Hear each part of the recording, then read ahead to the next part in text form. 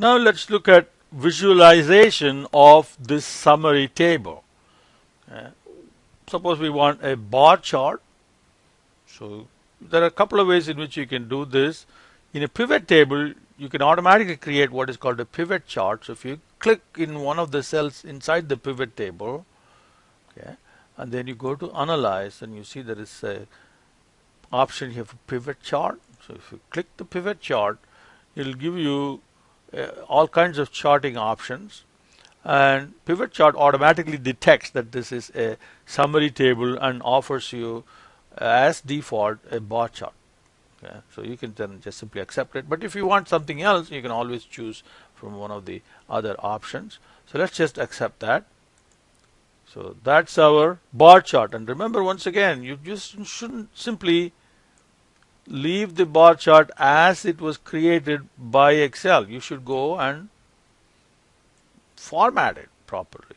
Okay, so now this is a legend. A legend makes sense only when you have multiple y-axis values. So you have several bars, like a side-by-side bar chart.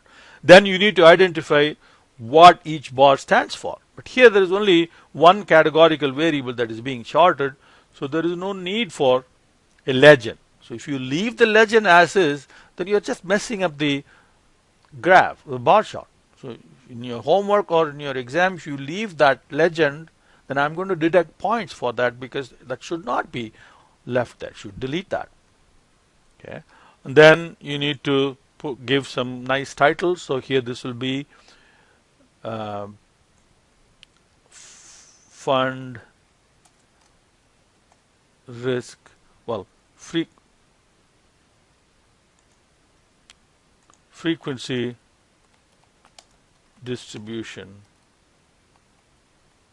of fund risk. Okay, so here is frequency, and then we can include x and y axis title. So x axis title is fund risk,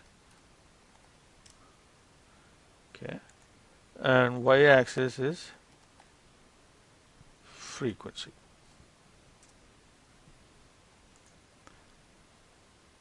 Okay, so this gives you a visual picture of what the data is, what actually the data is conveying to us. And another way of presenting the same thing is a pie chart. So once again, go click inside and now select pie chart. And again, format the pie chart.